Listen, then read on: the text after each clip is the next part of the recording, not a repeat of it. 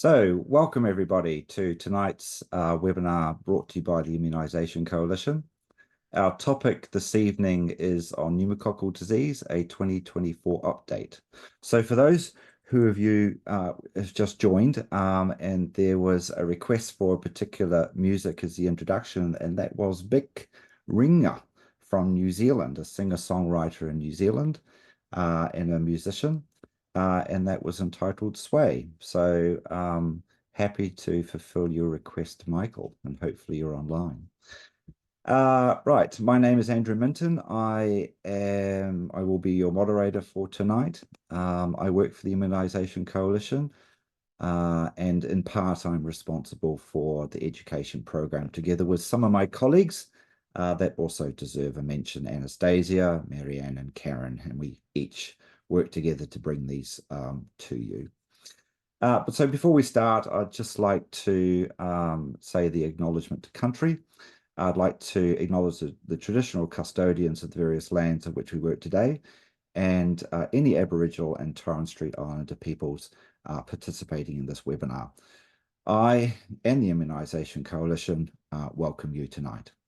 I also pay my respects to elders past, present and future, and celebrate the diversity of all Aboriginal peoples and their ongoing cultures and connections to the animals, the lands and waters of Australia.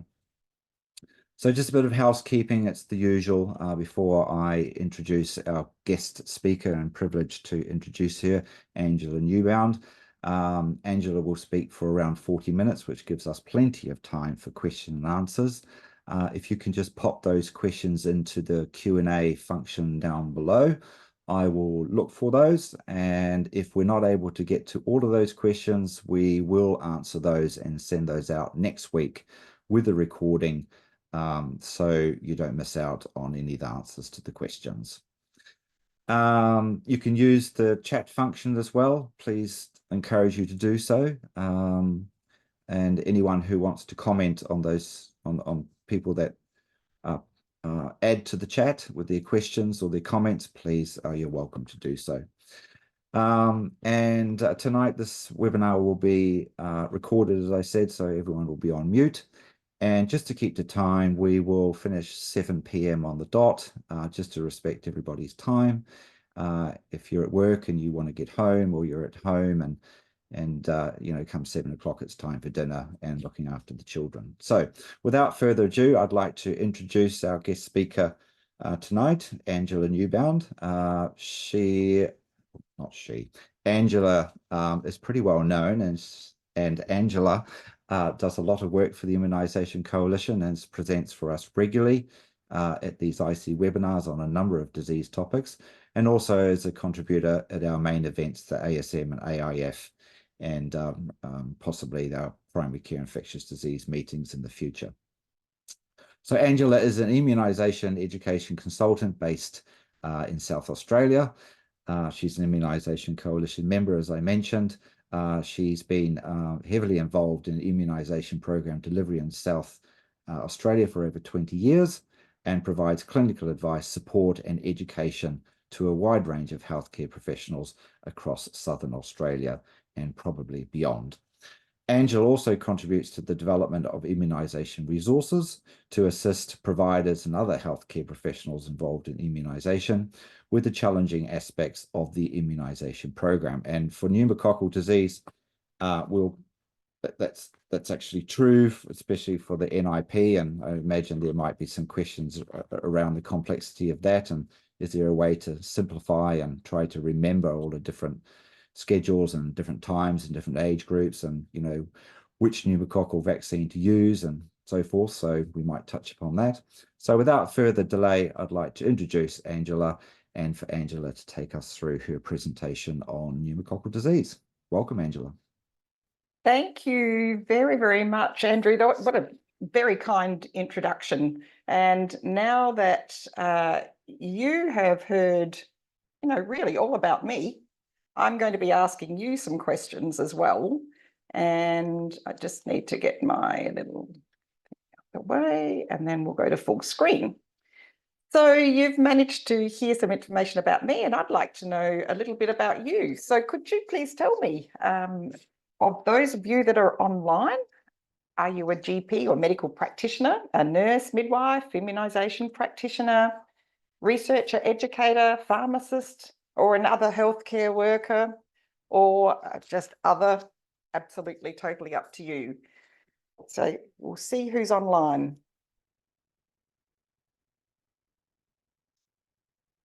I'll just give you a little minute to fill that in.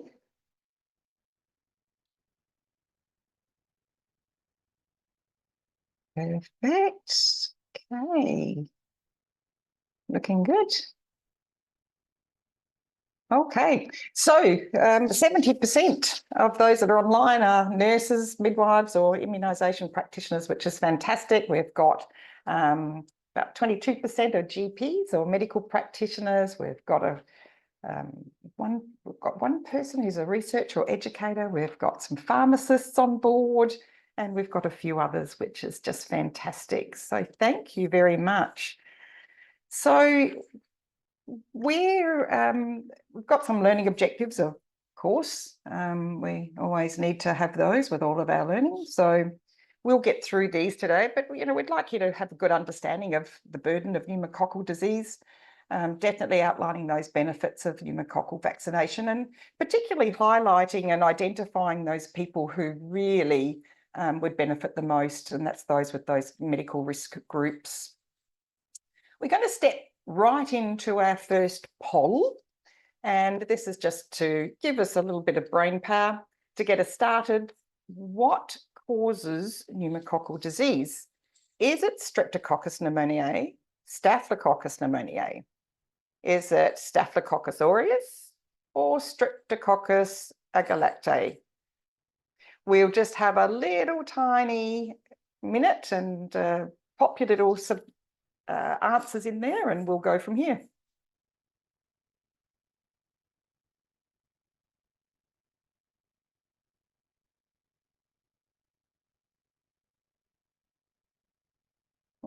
Okay, getting some answers in, hopefully.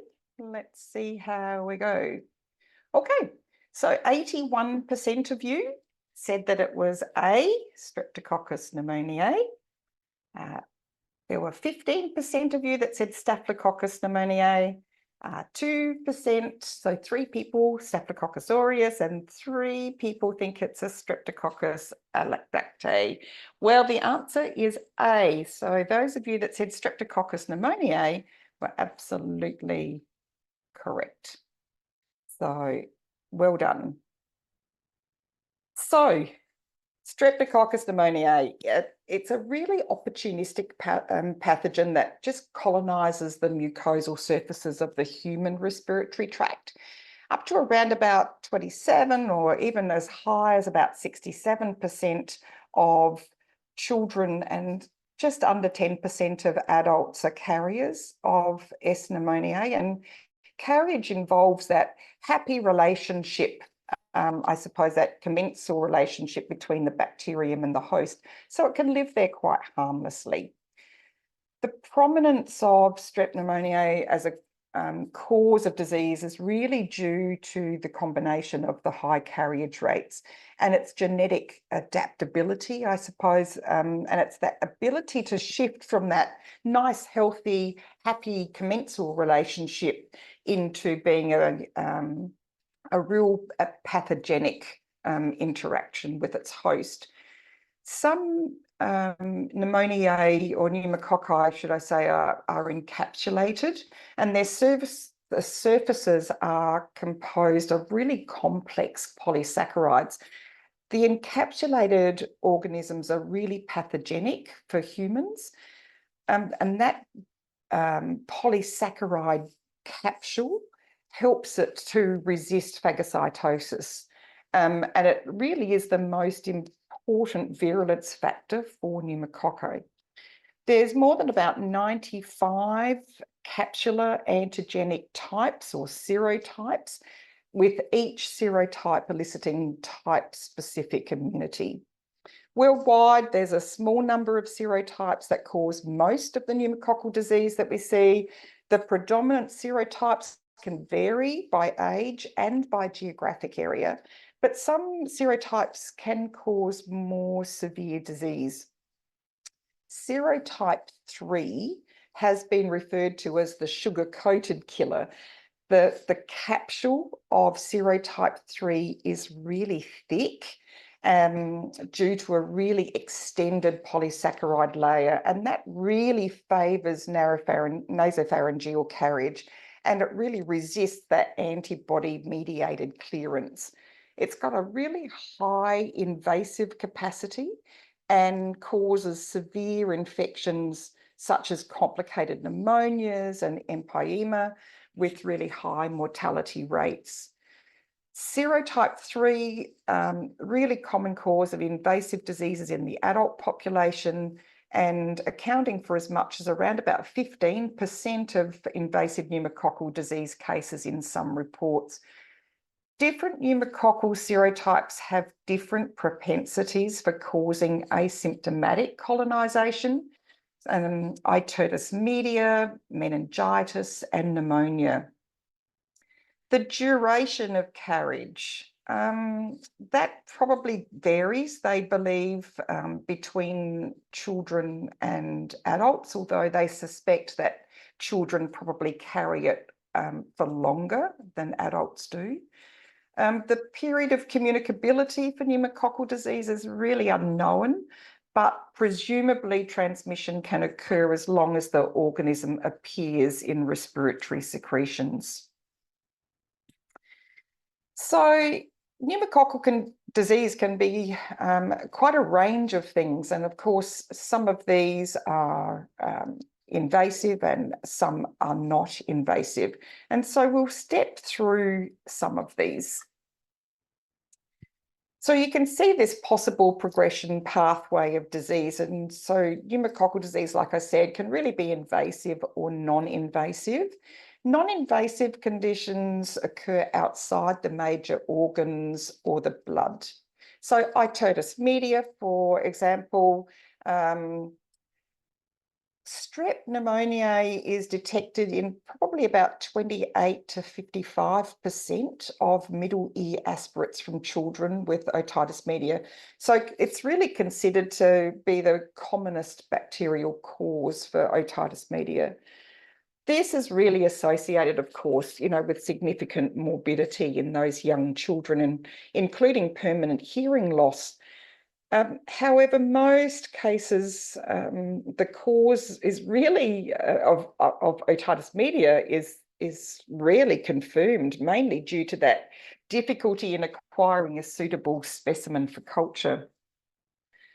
Similarly, pneumococcal pneumonia causes significant morbidity and mortality, and particularly in the elderly and the immune compromised, with a specific bacterial diagnosis confirmed in the majority, in whom there's an associated bacteremia and or empyema. Gram stain and culture of respiratory tract specimens such as sputum or conjunctiva and sinuses cannot be really reliably useful, because it's very difficult to differentiate infection from that colonisation of normal flora. So the total disease burden is unlikely underrepresented. Invasive pneumococcal disease, of course, is more serious, so we will discuss this at length shortly. So obviously, prevention is much better than the cure. And we know that treating pneumococcal disease has certainly got some challenges. There's growing antibiotic resistance, and that means that patients may be prescribed a combination of antibiotics. So definitely educate all your clients about pneumococcal vaccination recommendations, and set reminders in your practice software systems, and search your patient databases for those at-risk individuals who would benefit most from pneumococcal vaccination. So what's invasive pneumococcal disease? Well, it's defined really as isolation of S. pneumoniae by culture and or nucleic acid detection of Strep pneumoniae from normally sterile sites. Earlier, I mentioned that pneumococcal disease was likely to be underrepresented given the diagnostic problems. However, this data still provides an objective measure of severe disease and is essential really for a continued surveillance to monitor vaccine efficacy.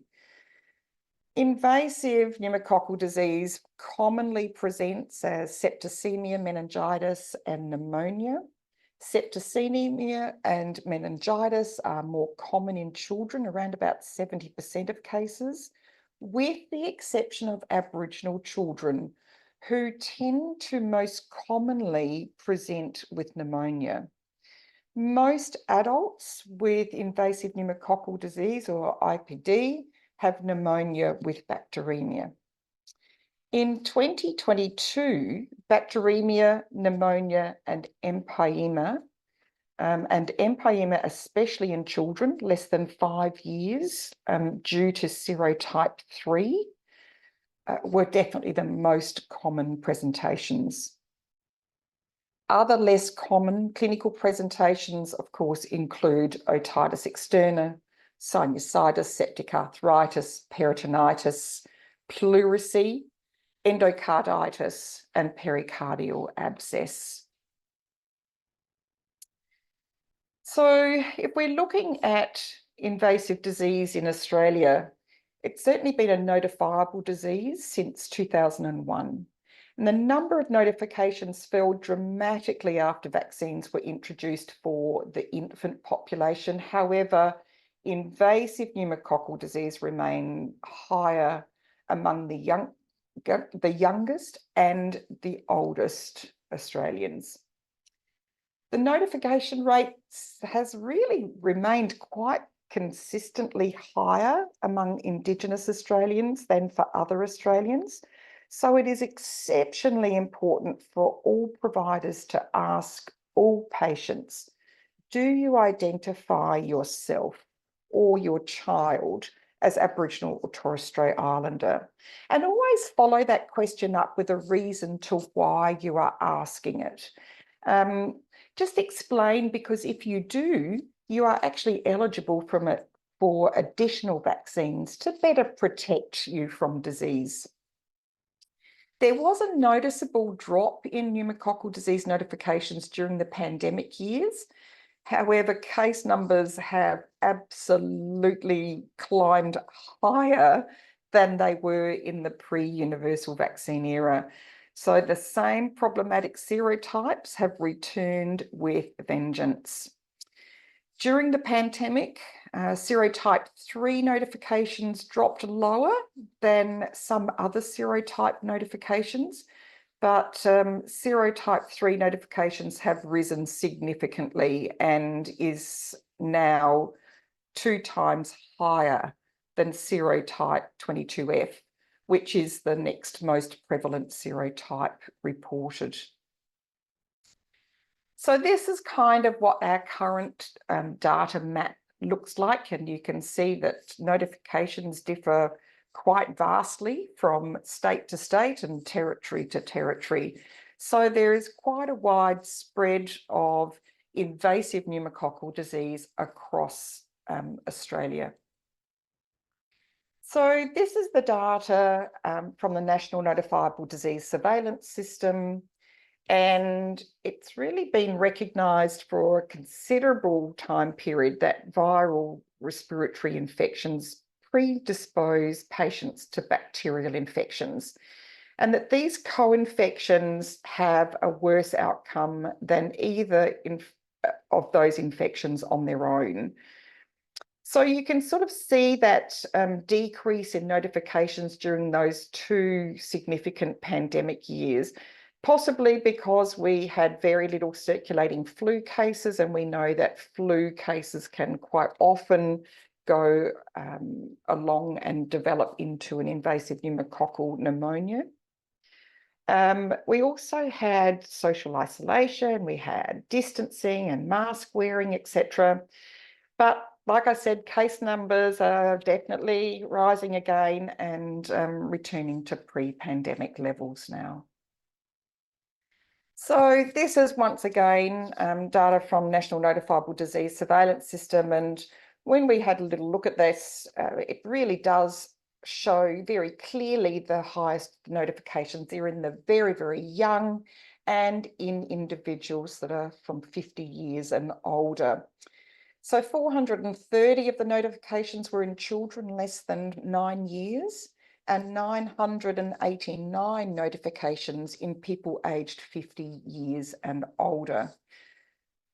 So they are definitely your two big risk groups, as well as those in those other years that may have medical conditions that are putting them at risk. So what are those medical conditions? Well, there's a whole big list of them. However, not all of these medical conditions means the patient is eligible for a funded pneumococcal vaccine. So let's just have a look at some of these conditions in a little bit more detail. So if we look at patients with diabetes, and really due to that chronic nature of these types of conditions of diabetes or chronic heart disease or chronic lung disease, these individuals really are at high risk of community-acquired pneumonia or CAP or CAP and invasive pneumococcal disease all year round, not only during the winter, unlike, of course, the seasonal influenza infections. Individuals with COPD, asthma, or those who smoke, and those with chronic heart disease or diabetes have been shown to be at risk and at significantly increased risk of pneumococcal disease compared to those without any of those risk factors. So these conditions and smoking can also obviously severely affect patient outcomes, including short-term and long-term mortality rates, particularly following pneumonia. Community-acquired pneumonia, and in particular pneumococcal pneumonia, is associated with a really significant economic burden, especially in those who are hospitalised, and also of course, the impact on the person's quality of life. The presence of chronic diseases not only increases the risk of an individual acquiring pneumococcal disease, but it can certainly also adversely affect the severity and outcome of that disease. So both COPD and diabetes have been shown really to be significant predictors of hospitalisation of patients due to community-acquired pneumonia. So the risk of respiratory and cardiac complications, both of which are associated with increased mortality, is certainly greater in individuals with chronic lung and or heart disease than in any other individuals. So let's just focus on diabetes for a minute. Diabetes actually has the greatest impact on the risk of invasive pneumococcal disease and community-acquired pneumonia in individuals aged under 64 years, especially in those less than 40 years or without other comorbidities. There was a Danish study that was a case-controlled study of individuals that were less than 40 years of age with diabetes, and they were found to have a 3-fold higher risk of hospitalisation due to pneumonia than individuals without diabetes of a similar age. And it's been suggested that the increased risk of pneumococcal infection in patients with diabetes is a result from the harmful effects of hyperglycemia on immune and or pulmonary function. And so due to this ongoing subclinical inflammation following recovery from pneumonia, deterioration, should I say, of underlying cardiovascular disease has been associated with increased 1-year mortality following pneumonia in patients with diabetes versus those without diabetes. So providers really are encouraged to really highlight the importance of pneumococcal vaccination for this group, because diabetes is just such a problem in regards to pneumococcal disease outcomes. Unfortunately, it is not a condition that the patient is eligible for funded vaccine. So it is worthwhile having the conversation with your patients. They will need a prescription to go and buy the vaccine, and we understand that that is often a barrier for patients to be appropriately vaccinated. So the vaccine recommendations for this group, of course, are in the immunisation handbook, and they are also referred to in the RACGP management of type 2 diabetes. So looking at those with chronic heart failure. So patients with chronic heart disease, including congestive heart failure and cardiovascular and valve disease, they have about a 3.3-fold increased risk of community-acquired pneumonia and up to about 9.9-fold increased risk of invasive pneumococcal disease compared with those without chronic heart disease, with risk varying according to the condition and the age of the individual, of course. But since increasing age is itself a risk factor for pneumococcal disease, and chronic heart disease mostly occurs in the older population, it's not surprising that these individuals need to be vaccinated. There was a hospital-based epidemiological study of invasive pneumococcal disease in adults, and that was run in Belgium, and that also demonstrated a significantly higher case fatality rate during hospitalisation in those with heart failure compared with those without heart failure. Once again, vaccine recommendations are in the immunisation handbook, as well as the National Heart Foundation of Australia and Cardiac Society of Australia and New Zealand. So looking at your patients with chronic respiratory disease, so your COPD, your chronic bronchitis and or asthma, they also are at higher risk of community-acquired pneumonia and invasive pneumococcal disease than individuals without these comorbidities, with an increase of between 1.3-fold and 13.5-fold for community-acquired pneumonia and 1.3 and 16.8-fold for invasive pneumococcal disease. So having COPD often means the use of inhaled corticosteroids. And so this, in addition to increasing age and lack of pneumococcal vaccination, have been really identified as independent risk factors for recurrent community-acquired pneumonia in adults. Because patients with chronic respiratory disease have reduced innate defence mechanisms in the airways, ongoing subclinical inflammation following recovery from pneumonia has been reported as well in these individuals.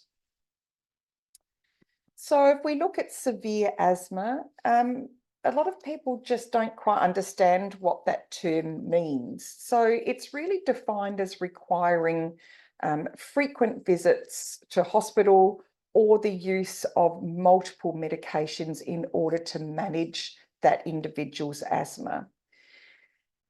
Severe asthma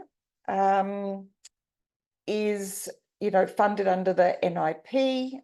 Asthma, as we know, is is not funded under the NIP. Asthma is a chronic inflammatory disease, as you well know. It's really characterised by that airway hyperresponsiveness, airway inflammation, reversible airflow obstruction, and airway wall remodelling.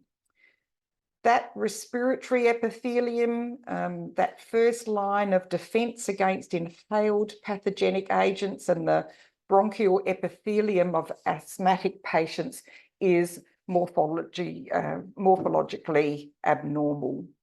So this might explain how asthma increases the risk of invasive pneumococcal disease. These unique pathogenic alterations in the airway can lead to that impaired clearance of the pathogenic bacteria, really implicating that the increased risk of invasive pneumococcal disease among persons with asthma, has biologic plausibility, absolutely. We certainly know that impaired clearance of airway debris can serve as a focus for localized infection that can develop into invasive bacterial infection as well. Cigarette smoking, it's pretty bad news, really. So if you compare individuals who smoke compared with ex-smokers and those that have never smoked, obviously the smokers and the ex-smokers were found to have a higher risk of community-acquired pneumonia. So those individuals that are older than 65 years who have never smoked but were exposed to passive smoking were also at significantly increased risk of community-acquired pneumonia. In an Australian study in 2011, smokers were shown to be 3.7 times more likely to develop pneumococcal bacteremic pneumonia than non-smokers. So please discuss the importance of quitting smoking with all of your patients that are smokers, but definitely discuss the recommended pneumococcal vaccines. And although, once again, not funded, highly important for these individuals. So you will need to write them a private script. So, look, there's been quite the history, hasn't there, with pneumococcal vaccines, and there's been many, many changes over the years. And certainly there have been more recent changes with the arrival of 2 extended valency vaccines. So there's a 20-valent pneumococcal conjugate vaccine, which is called Prevnar 20, and also a 15-valent pneumococcal conjugate vaccine that goes by the name of Vaxneuvance. Both these vaccines are now available on the private market and can be considered for use in individuals at risk of pneumococcal disease. So if you are writing prescriptions for individuals with these medical risk factors that do not qualify for the national program funded vaccines, then you could certainly consider writing prescriptions for 13-valent pneumococcal conjugate vaccine, 20-valent or 15-valent. So there's quite the choice for you now to make. So we're going to go into our second poll of the evening. And what is the difference between Prevnar 13 and Pneumovax 23?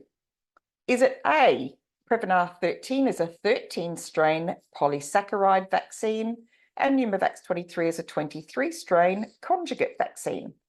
Or is it B, Prevnar 13 is a 13-strain conjugate vaccine and Pneumovax 23 is a 23-strain polysaccharide vaccine? C, they are both conjugate vaccines, but contain a different number of strains. Or D, they are both polysaccharide vaccines, but contain a different number of strains. So let's just see how you go with this poll. We'll give you a few minutes.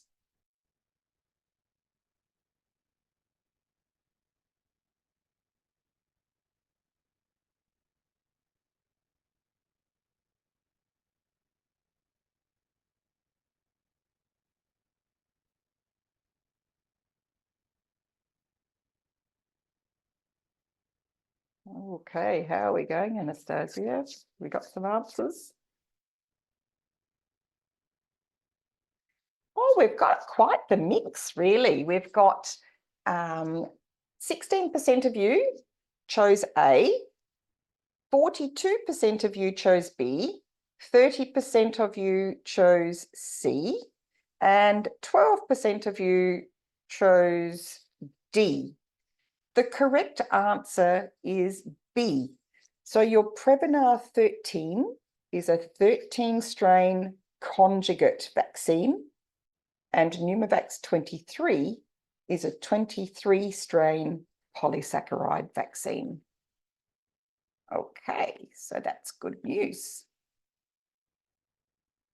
All right. So let's talk about our 13-valent pneumococcal conjugate vaccine.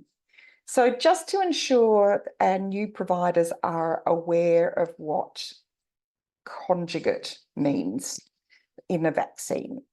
So it's if you've got a bacterial vaccine, that is, it's made by chemically linking or conjugating a protein molecule with a tiny amount of that polysaccharide or that sugary substance that makes up the cell coating of the bacteria. And by doing that, it improves the immune system's response to the vaccine. And we've got some other conjugate vaccines in your fridges, and they would be your Haemophilus influenzae type B or your Hib vaccines, your meningococcal ACWY vaccines, and you've got now those other pneumococcal conjugate vaccines as well. So the polysaccharide vaccines, they're the ones that are not conjugated. They do not elicit a strong T cell response. So covalent binding of that polysaccharide to a carrier protein has been demonstrated to allow that T cell dependent processing of that polysaccharide antigen. So in Prevnar 13, for example, the polysaccharide, that's that part of the coating of the bacterial wall, the outer membrane of the bacteria. So that polysaccharide is chemically linked to a non-toxic diphtheria CRM197 protein. And so our immune system recognizes the non-toxic CRM protein as the threat, and therefore the T cell response occurs. So with children, if children are less than 5 years of age and have not received their routine Prevnar 13 vaccines, definitely please catch them up using the appropriate catch-up tables. There are 2 different catch-up tables, so please make sure when you're working out your catch-ups, you're doing it with the right table. There is one for Aboriginal and Torres Strait Islander children living in New South Wales, Victoria, Tasmania, or the ACT, and all children who do not have a medical condition. The second table that you can access is the Aboriginal and Torres Strait Islander children living in Northern Territory, Queensland, South Australia, and Western Australia only, and all children with any medical condition associated with increased risk of invasive pneumococcal disease. So in Queensland, South Australia, Northern Territory, and Western Australia, we have an Aboriginal children's program. So it is vaccine that is funded under the National Immunisation Program, and we give these little bubs at 6 months of age a dose of Prevnar 13, and then they go on to have 2 doses of Pneumovax 23 later in their schedule. So as it stands at the moment, most of your babies are going to be having those doses at 6 weeks of age, again at 4 months of age, and then a dose at 12 months of age. unless you have an Aboriginal children's program where they get that extra dose of Prevnar 13 at 6 months of age. But on the national program, there's a single dose of 13 valent for Aboriginal and Torres Strait Islander people that are 50 years of age and older if they don't have any risk factors. Non-Aboriginal Torres Strait Islander people at 70 years of age with no risk factors, and certainly all individuals with certain risk factors, but certainly not all of them. Obviously, for those people that have had a hematopoietic stem cell transplant, they should have 3 doses of the 13-valent funded NIP vaccine after their transplant. Okay, we've got another poll just to keep us awake. So, can we give Prevnar 13 at the same time that we're giving we'll say the shingles vaccines and influenza vaccines? So A, no, the combination should be avoided. We should be giving them on separate days. Or B, Prevnar 13 can be given with shingles vaccine, but not with influenza vaccine. Prevnar 13 can be given with influenza vaccine, but not with shingles vaccines. And D, Prevnar 13 can be given with influenza and shingles vaccines. So let's see how you go with that.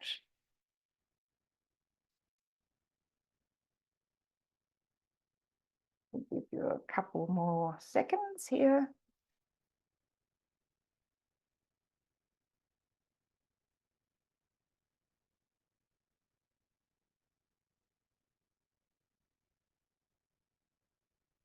Oh, very good. Okay.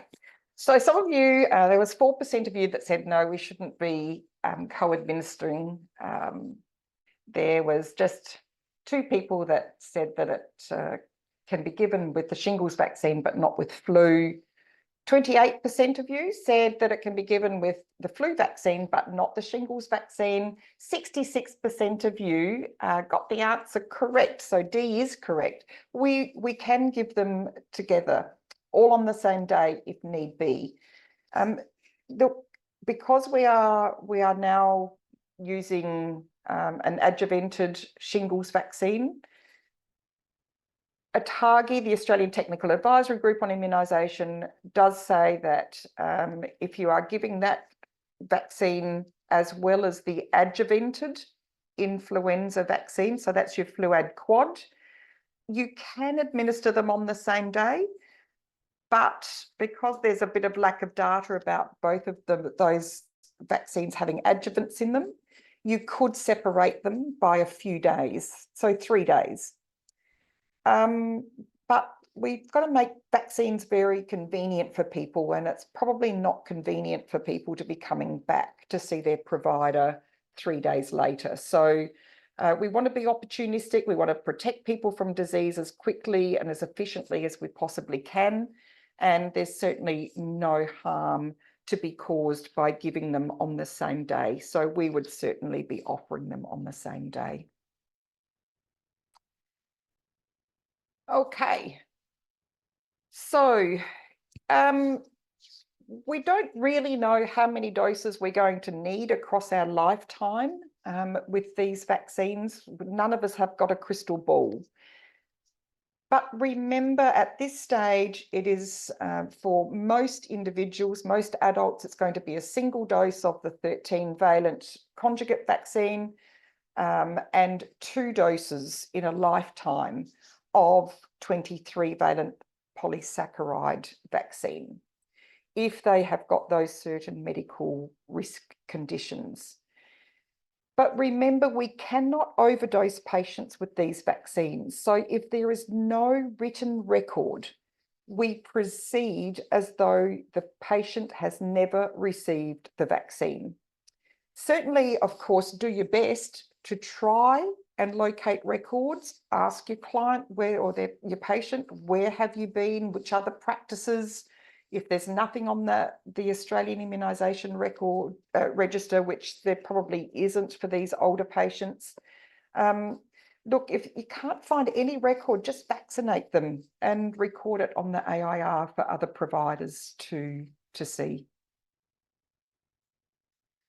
Okay, so let's talk about our 23-valent pneumococcal polysaccharide vaccine. So this is our 23V PPV.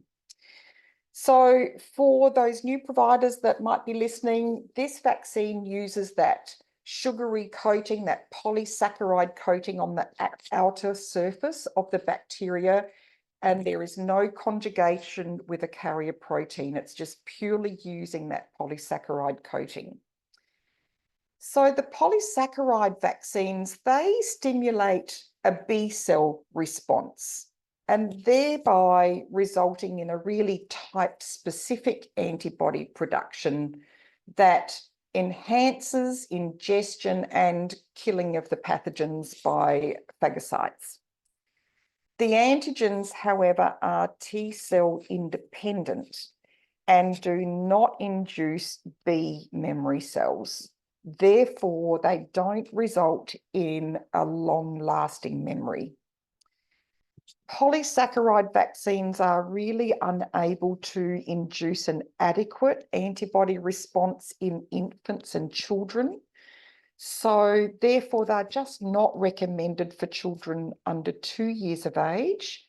And since July 2020, the recommendation now is that the first dose of 23-valent pneumococcal polysaccharide vaccine is given at 4 years of age, not younger.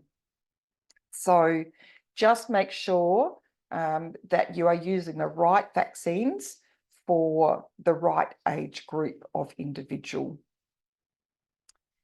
So obviously there's some adverse events that are reported, but we certainly know that they tend to go away all by themselves.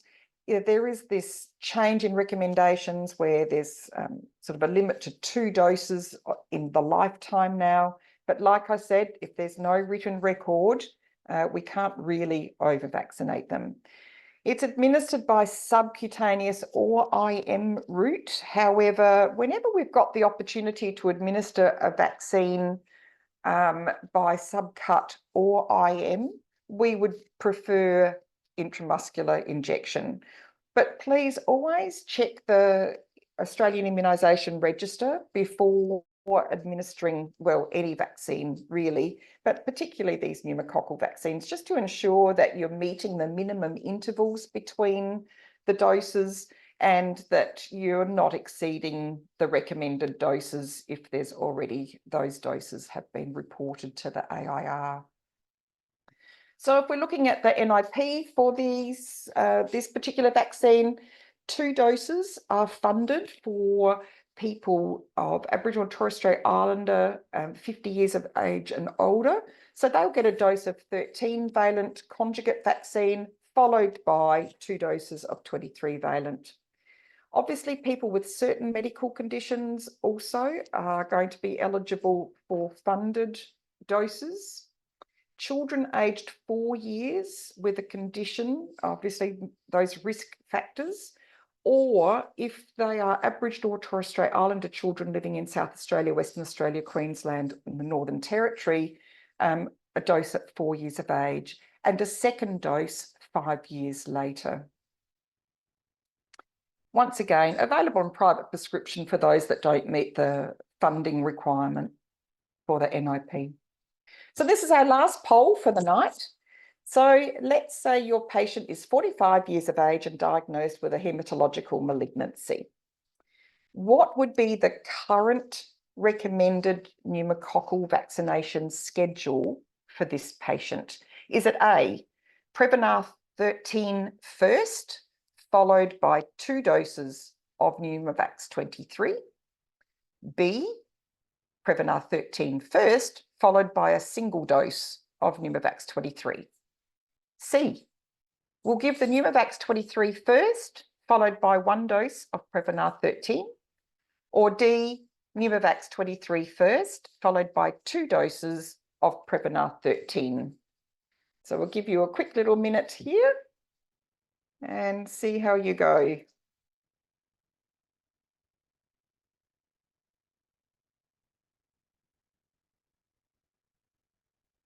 Okay, thanks, Anastasia. Let's see. Okay, so most of you, so 69% of you said A, which is the correct answer. There was 16% that chose B, 9% chose C, and 7% chose D.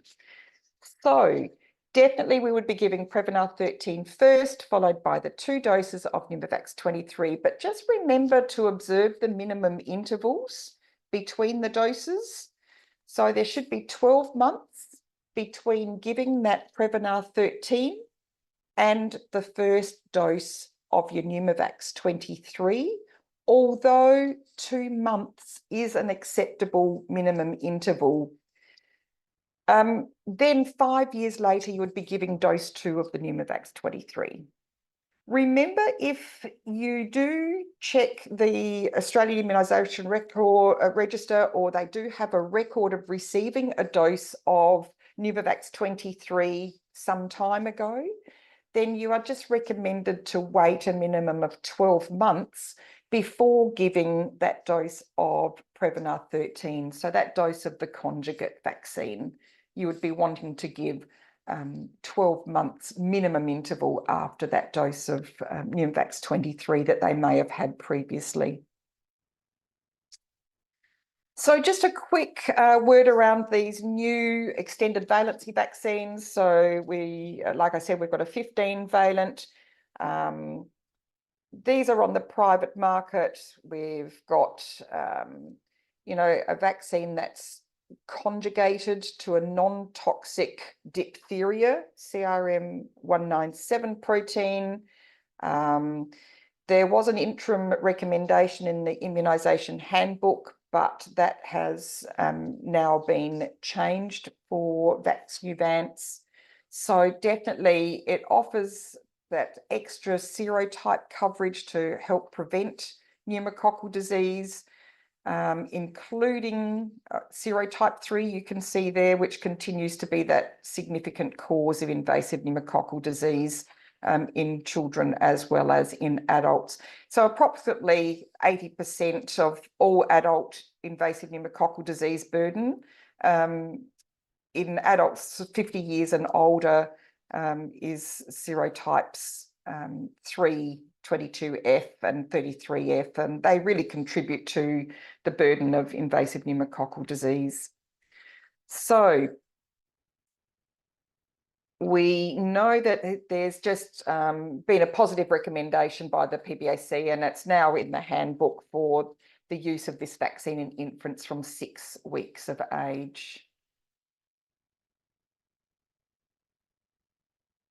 So the other one is, of course, Prevnar 20. This can also be considered for those individuals that do not meet the criteria for the NIP-funded vaccine. Certainly, you know, serotypes 22F and 33F, you know, invasive pneumococcal disease are associated with the lower risk of death compared, you know, to other serotypes. But, you know, we certainly know that there's significant disease caused by those serotypes. So we certainly welcome these extended valency vaccines into the market.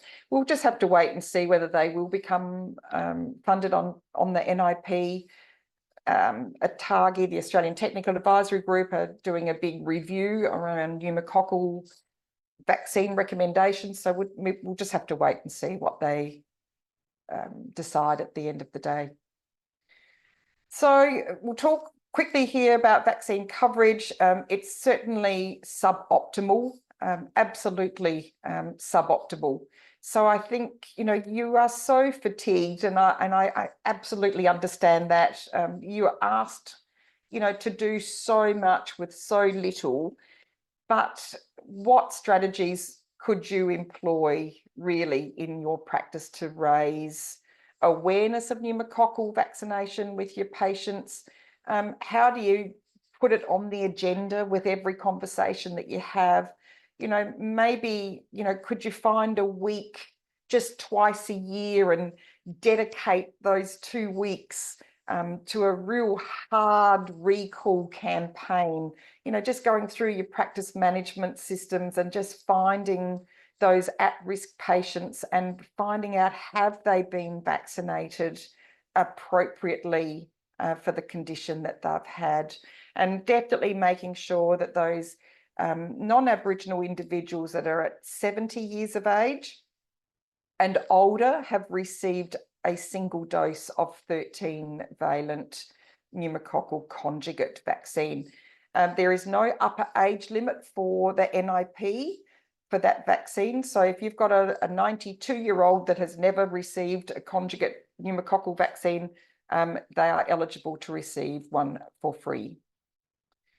So look, this is a bit of a busy graph, but you can read it, you know, clearly here that increasing coverage is an absolute challenge. But what we do know is uptake is better when a healthcare professional mentions it to the patient. So we rely on your recommendation and the conversation that you have with your patients. The patients don't know what they should have. It's up to us as healthcare professionals to recommend it and remind them about it. And we really need to use those recall reminder systems, and certainly the Pneumosmart tool. And if you haven't heard of the Pneumosmart vaccination tool, it's hosted on the Immunisation Coalition website. It's been created using the pneumococcal vaccine recommendations in the Australian Immunisation Handbook. It's been developed to assist GPs and medical specialists and nurses and any other immunisation provider, pharmacists now, to comply with those recommendations. Pneumococcal vaccination recommendations are changing all the time, so the tool does get updated by clinical experts at the Immunisation Coalition when those changes are made. So the tool does not calculate catch-up pneumococcal immunisations for children less than 5 years of age. So please use the appropriate catch-up calculator tool for that, or the immunisation handbook, or the tables that are in the handbook. Just remember, again, if there is no written record that the person has received these vaccines, then we will assume that they have not received them, and we would proceed accordingly and get them vaccinated. The tool can be accessed via the Pneumosmart website and the Immunisation Coalition site under resources. So if you just Google Pneumosmart tool, it will come up. It's very easy to use. It's a tool to help you navigate the complexity of this program. It will guide you to which vaccine is recommended, the intervals between the vaccines, and it will tell you if the vaccines are funded under the NIP or if they are in fact self-funded by the patient. There's also an option there for you to give feedback about the tool, and we certainly would love to hear from you, and hopefully positively. But if you find any glitches, we always like to fix any glitches that we might have. But just very quickly here, just with concluding, we just know that pneumococcal disease can certainly cause considerable morbidity and mortality in those most at risk of pneumococcal infection. And we know that pneumococcal disease builds frailty in people who survive this disease. So it's important to identify these at-risk individuals and offer vaccination, particularly to our Aboriginal and Torres Strait Islander community, our young children and our older adults, as well as those with those medical risk factors. My final take-home messages for you is that we cannot over-vaccinate. So please look at the Pneumosmart tool, look at the AIR. If you can't find any record, go ahead and vaccinate. Remember, once again, there is no upper age limit for these vaccines, so double check your patients who are over 70 years of age and make sure that they have had their funded dose of 13-valent pneumococcal conjugate vaccine. So remember that there's certainly information available. Just head to the TGA website. You'll be able to find all of that. But definitely that's it for tonight. And I certainly thank you all for attending, and I'll hand over again to Andrew and see if there are any questions for me to answer. Thanks very much, Angela. Great overview. We've got a swag of questions. Right. We do. And 7 o'clock. So we're going to keep going. And for those that want to drop off, I understand that. So there's too many good questions not to ask any questions. But I'd like to start with one, and just let everyone know that if we can't get to the questions, because we're running out of time, we will provide the answers to those questions. We will send them out next week, together with a link to the NeumoSmart tool and a link to the webinar recording. Absolutely. So you'll be able to see that. For sure. The NIP, it's complex. You know, there are different indications, there are different combinations, you know, different age groups, different special medical conditions, and not all of them are covered. You have age groups from 50 to 70 and so forth. What happens if you get, and I did look at one of your surveys, that 42% didn't know the difference between a polysaccharide and a conjugated pneumococcal vaccine. What happens if you get it wrong, and instead of, for example, it's an adolescent or an adult with special medical conditions, and it should be a 1+2 with a Previn and Pneumomax as a second strategy, and you give 2 Previnars, and you realize, and it applies to other you know, situations. Oh, for sure. Look, it is confusing. I think, you know, we really encourage providers to follow the handbook guidelines as much as they can. If you're not sure, look it up. But it doesn't really matter. We know these vaccines are quite safe to be given because we're giving 3 or 4 to our children, our little babies, in their normal schedule. So we know they're quite safe.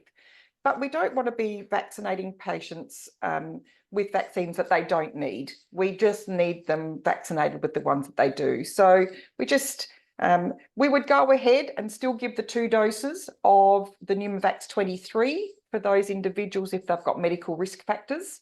So instead of getting a 1 conjugate and 2 new polysaccharides, they're just getting 2 conjugate and 2 polysaccharides. So it wouldn't matter. All right, that's clear. Are patients with chronic heart failure eligible for vaccination? Do you know that off the top of your head? I will look that up immediately, and we'll come back to that question because I haven't got the table in front of me. Okay, yep. that's right. Patients with diabetes, I guess you're talking about type 2 diabetes, are worse off. One and two. 1 and 2, okay. So what if it's not on the NIP? Do you know how much it costs for a Previnar or a Yeah, look, definitely we would be saying shop around because pharmacies will have different prices. I'm hearing that around about the $90 to $120 mark is possible for a Previnar 13, a little bit cheaper for a Pneumovax 23, as a rough guide. If you're ever writing prescriptions for vaccines, if people have private health insurance, they may be able to get a little bit of a rebate back as well for, you know, from the vaccine. Yeah. Okay. I think we clarified the Zostavax first. Inrex. So you can give pneumococcal vaccine with Shingrix? Yes, you certainly can. Okay. Yes. Right. Yes. What do you feel about the current NIP availability of vaccination, including for those with high-risk conditions that are not entitled for them to earlier vaccinate with a PPV follow-up? Yeah, look, it's a difficult space. You know, I'm not a health economist, and you know, I think we've all got our own thoughts about that. We would love all people at risk to have these vaccines for free. But of course, it does come at a cost. Someone's paying along the way somewhere, and it's taxpayer dollars. So I think, the government are in a difficult position to make the choices that they do make. And I think, we've got a really robust vaccine program here in Australia that we need to be very, very thankful about. But we'll just wait and see what the ATAGI recommendations may be down the track, and see whether there's some changes at all made to those people with risk factors. Okay, you mentioned smoking. You covered that in one of your slides. Yeah. And It's just a bit going of back to that other vaping. question with the cardiac disease, congenital heart disease and coronary heart disease, or coronary artery disease, heart failure, not NIP listed at all, except for children under 5. Okay, the risk in people that indulge in vaping, I guess treat them same as smokers. I'd be treating them the same as smokers, but look, vaping's a different kettle of fish altogether, and I've not seen any data myself around vaping and pneumococcal infections. So that might be something to take on notice for and see whether there is some data around, because vaping hasn't been around that long, so we might be struggling to find data. A question here from Cassandra. You may not know the question. What is the answer? Why is the Aboriginal schedule not the same in all states? Yeah, look, I've asked this question over my 24 years involved in the program, but apparently there was a decision made in regards to population of Aboriginal people in those states and territories, and they were therefore the states and territories that ended up with the funded vaccine program. How many doses of the 13 conjugated vaccine Prevnar are recommended for non-ATSIC patients greater than 70 years and those with risk factors? So any individual really that is over 12 months of age with a medical risk factor, it's a single dose only of Prevnar 13. If they're having it just because they've got no risk factors and they're Aboriginal and Torres Strait Islander 50 and over, it's just the 1 dose of pneumococcal conjugate and then 2 doses of polysaccharide. But for non-Aboriginal 70 years of age and over, it's just a single dose of 13 valent. With the introduction of the new, if they get listed on the NIP, the 15 and 20 conjugated vaccines, is this going to make the schedule easier to follow? Oh, look, I think it just depends on what the recommendations are for it, to be honest, and what they choose to do. They may choose to keep 13 valent for the babies and have the higher valency for adults. I've got no idea what ATAGI will actually do with these extended valency vaccines in regards to the recommendations that they'll make for which age groups. Here's a question from Roslyn. If a patient has 1 recorded dose of Pneumovax 23 on air, do we wait the 12 months and give Prevnar 13 next, and then wait another 5 years and give the second dose of Pneumovax 23, or give a second dose of Pneumovax 23 before giving the Prevnar 13? Yeah, okay, that's a really good question, Rosalind. Thanks for that. If they've got a dose of 23 valent already reported onto the AIR, you would wait 12 months minimum before you gave a Prevnar 13. Now, we're assuming that this patient has got risk factors. So we would wait 12 months and give them the 13 valent.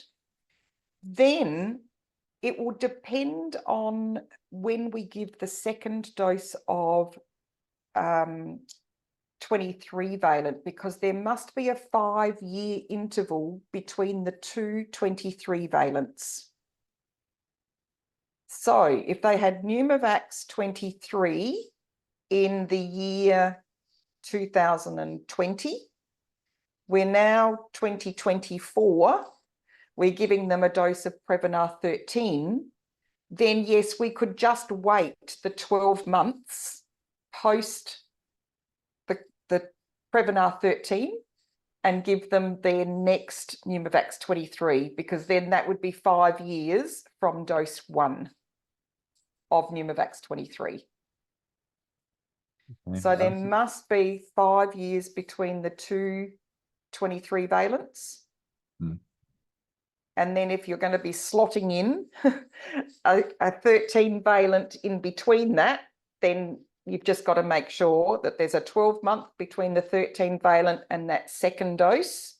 But you've also got to make sure that there's 5 years between dose 1 and dose 2 of the 23 valent. Okay, just a couple more questions and then we'll wrap it up. I was just looking at a report this morning from NZS 2022 and the IHW 2024 report on immunization vaccination. So, look, 71 years and older, 33% vaccination coverage, 72 years, a little bit more, 75 years, it starts to get up to 55%. My question is, what should be the target? Look, we would certainly like all vaccines to be at that aspirational 95%, wouldn't we? Like, we'd like that for our children and we'd like it for our older people as well. We want people to age well. We want them to be healthy as they age. And so high vaccination rates are going to certainly help with that. So we would be encouraging, just do the best that you possibly can, and have conversations. These are healthcare professional recommendations that carry the weight of the world. They really do. They're like a bag of gold. So without that healthcare professional recommendation, we're not going to get vaccine uptake up. That's for sure. I think we'll be covering that in our next pneumococcal webinar on the 27th of August. I'll talk about that in a bit, but we do have a geriatrician on that webinar. It's a multidisciplinary expert panel discussion. So last question. For at-risk people, do we write scripts for Prevnar 13, which is on the NIP, or either of the two new vaccines? So that's kind of a judgment, really, isn't it? Yeah, yeah. So look, it's do your own research, have a little look at the information around the extended valency vaccines. Prevnar 13 is certainly available on the private market. So if your patient does not qualify for NIP vaccines, then it is about looking at the data, looking at the recommendations in the handbook, and probably a ATAGI at this stage would probably say any one of those conjugate vaccines would be appropriate. Okay. Last question from Sandy. 40-year-old male, has no comorbidities, has had community-acquired pneumonia every 3 years since 19. How many pneumovax vaccines should be given, or how many doses of pneumococcal vaccines? Yeah, so it's an interesting question, because certainly a previous episode of invasive pneumococcal disease would warrant funded vaccine. Absolutely. Single dose of 13 valent followed by 2 doses of 23 valent. But realistically, there's no other recommendation in that list that around community acquired pneumonia getting free vaccine or any vaccines at all, to be honest. It's only talks about a previous episode of invasive pneumococcal disease. So even if we go to the chronic respiratory diseases, there's only a couple of those where they will get funded vaccine, and that's going to be suppurative lung disease, bronchiectasis, and cystic fibrosis, and chronic lung disease in preterm infants. They're the only two that will get funded vaccine. The others that are recommended are really those with your COPD, your chronic emphysemas, severe asthmas, interstitial and fibrotic lung disease. So no other mention about those that have had community-acquired pneumonias. Okay, I'm just going to have to wrap it up there. So thank you very much for your presentation and taking us through that and answering all of the questions. I didn't manage to get through them all, but we did manage to get through the majority. So in just a few minutes, thanks for your engagement for the people online. That's really appreciated. And I think this was a well-run webinar in terms of the content because there are lots of questions. The next one coming up is on the 27th of August. As you can see, we'll send out the information to you, but it's on our website ready to be, you can register for it now. It's an expert multi-panel discussion. There's a GP, geriatrician, infectious disease expert, and a pediatrician on that panel. So it's mostly a panel discussion. And then the next IC webinar is on the 17th of September. So we have a bit of a break there. So a quick survey will be sent out if you'd like to just fill that out. It only takes a couple of minutes. We appreciate your feedback so we can continue to develop our webinars and continue to have them as a high standard. So thank you from me, Angela. Thank you very much. All right, stay well, everyone. Stay safe, and thanks for joining and staying online till 8:15. Yes, thank you very much. Okay, All good good. night. Good night.